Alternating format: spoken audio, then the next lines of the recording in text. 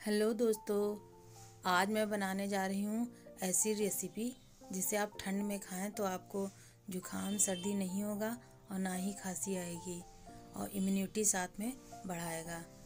इसके लिए मैंने कुछ ड्राई फ्रूट ले लिए हैं जो मैंने आपको दिखाए हुए हैं, और ले लिया है गोंद बबूल का। इस बबूल के गोंद को मैंने सरसों के तेल में तल लिया है। जब आप गोंद खरीदें तो ज़्यादा बड़े टुकड़ों का ना खरीदें, छोटे टुकड़े का खरीदें, क्योंकि छोटा आसानी से पक जाता है और बड़ा जल्दी पकने नहीं आता है।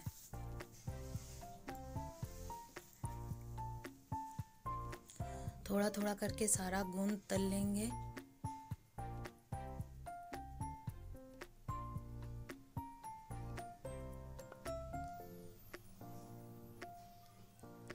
जब ये गोंद पकता जाएगा तो पॉपकॉर्न की तरह फूलता हुआ जाएगा।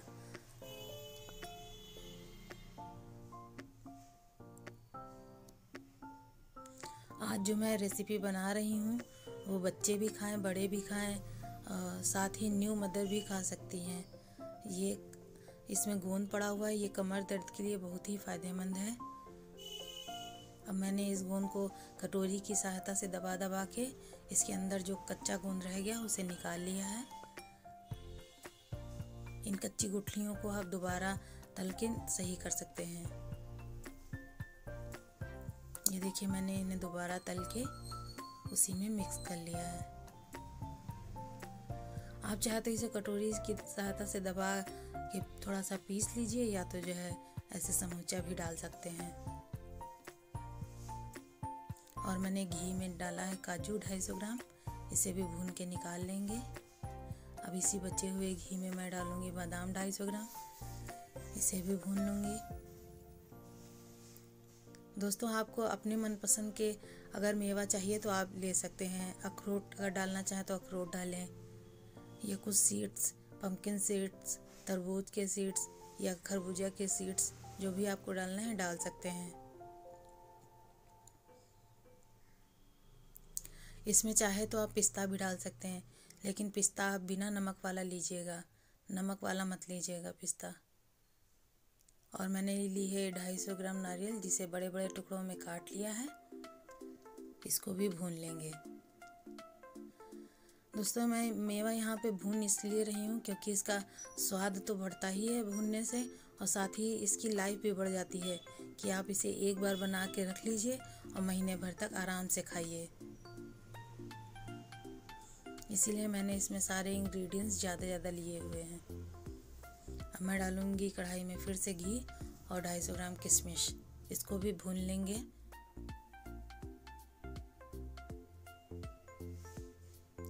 दोस्तों, जब ये किशमिश भुन जाती है तो बड़ी खूबसूरत लगती है देखने में, एकदम अंगूर जैसे फूल गए हों।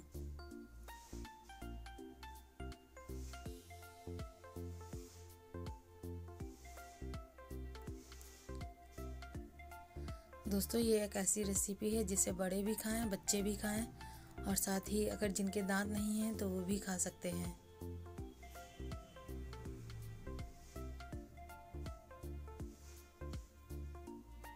घर पे हमारे बूढ़े माता पिता होते हैं जिनके दांत नहीं होते हैं, और ठंड भी उनके खूब लगती है। बच्चों के तो इतना ठंड नहीं लगती थी, लेकिन बड़ों के तो बहुत ही ठंडी लगती है। तो ऐसे में उनको ये रेसिपी बना के सुबह शाम खिलाएं।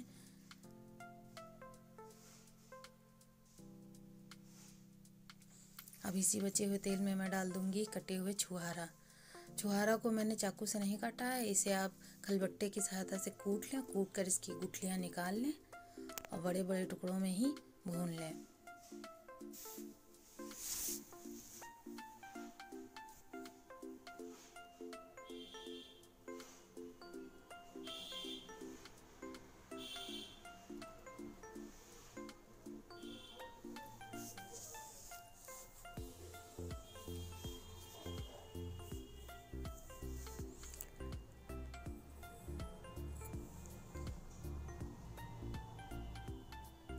ये देखिए, भुन रहा है।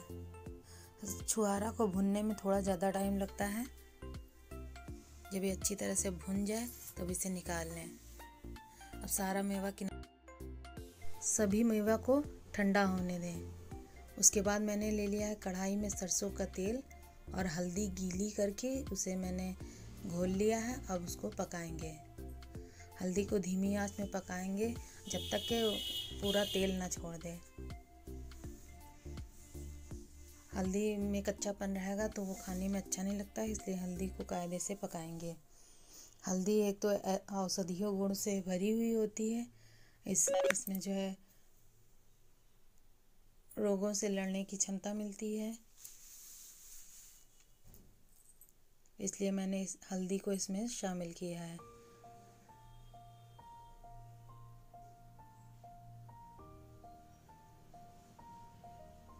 हल्दी को अच्छे तरह से चला चला के पका लें। इसीलिए मैंने हल्दी में थोड़ा तेल ज़्यादा डाला है, वरना मैंने किसी मेवा में किसी में ज़्यादा तेल का यूज़ नहीं किया है। आप चाहे तो सूखा पाउडर भी धीमी आंच पे भून सकते हैं, अगर आप तेल का इस्तेमाल ना करें।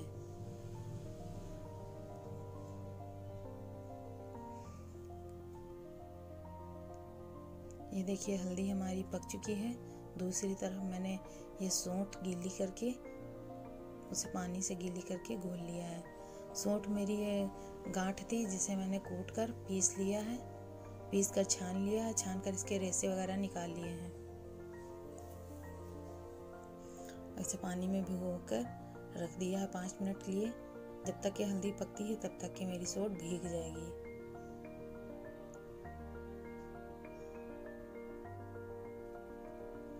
हल्दी पकने पर है बिल्कुल, इसने सारा तेल छोड़ दिया है। अब इसी कढ़ाई में डाल लेंगे थोड़ा सा सरसों का तेल, अब इसी में डाल देंगे घुली हुई सौंठ। सौंठ दोस्तों बहुत जल्दी पक जाती है, और जब ये पकती है तो कढ़ाई से एकदम छूट जाती है।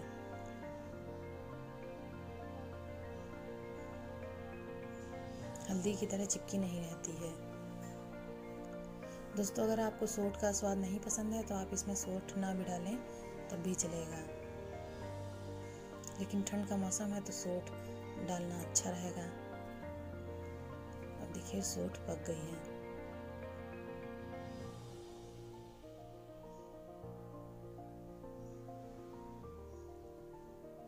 अब मेरा ये सारा ड्राई फ्रूट ठंडा हो गया है। अब इसको मैं बारी बारी से मिक्सी के जार में पीस लूँगी।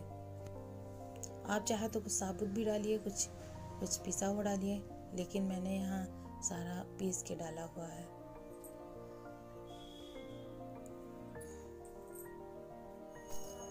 पीसने से क्या होता है कि मेरे घर में बच्चे हैं तो बच्चे खा लेते हैं, ऐसे जो है खड़ा हुआ खाते नहीं हैं, इसलिए मैंने पीस के डाला हुआ है।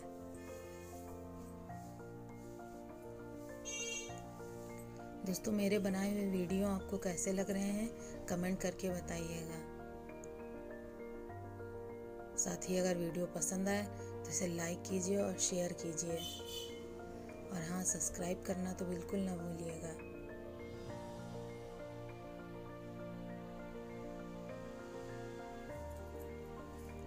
अभी इन सबको मैंने बारी बारी से पीस लिया है। अब सब चीज़ तैयार हो गया है। इधर मेवा पिस गई है, गोंद भुन चुका है जिसे मैंने कूट लिया है, हल्दी और सौंठ भी भुन चुकी है।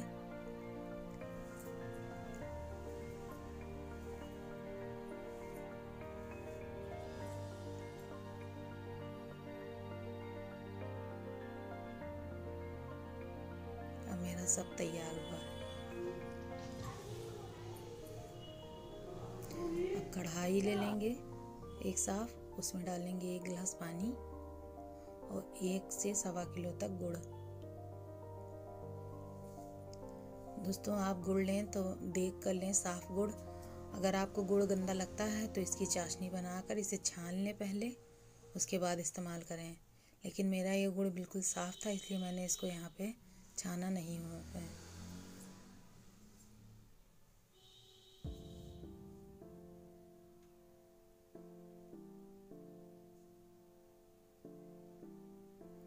गुड़ को अच्छी तरह से पका लें।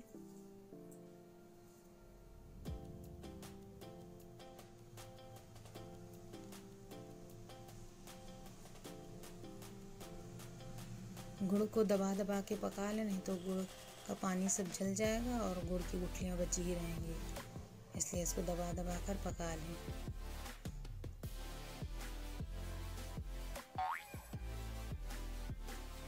एक तार की चाशनी बन जाए।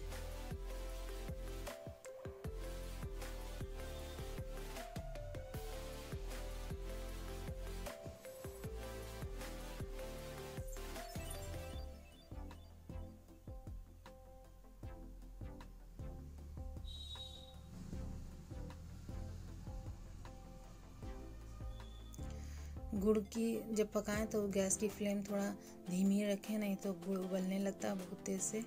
अगर इससे छिट्टा पड़ गया, जल गया तो बहुत तेज़ लगता है। इसलिए गुड़ की गैस धीमे ही रखें।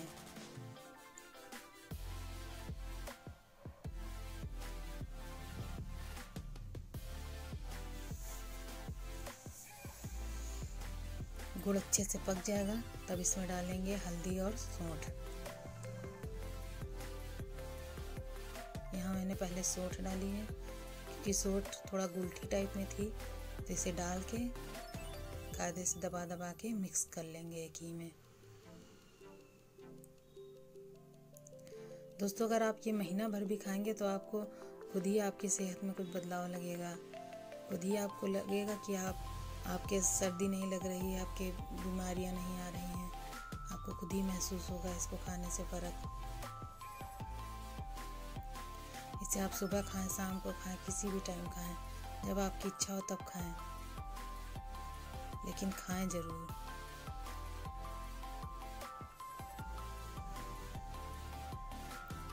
अब मैंने इसमें हल्दी और सौंठ डाल दिया है। इसको कायदे से मिक्स कर लेंगे, इसमें एक भी गुठलियाँ ना रहें। ये दोस्तों मेरा गोंद भुना था तो उसका थोड़ा सा तेल बच गया था, वही मैंने इसमें डाल दिया है।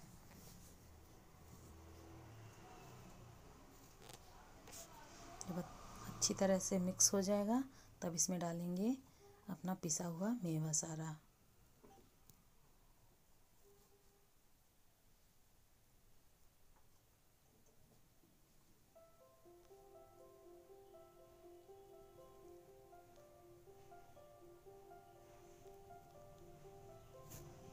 ये देखिए मैंने इसमें सब मिला दिया है। और डाल देंगे गोंद अपना। ये देखिए मैंने कुछ बड़ा गोंद लिया है, कुछ एकदम छोटा कर लिया है।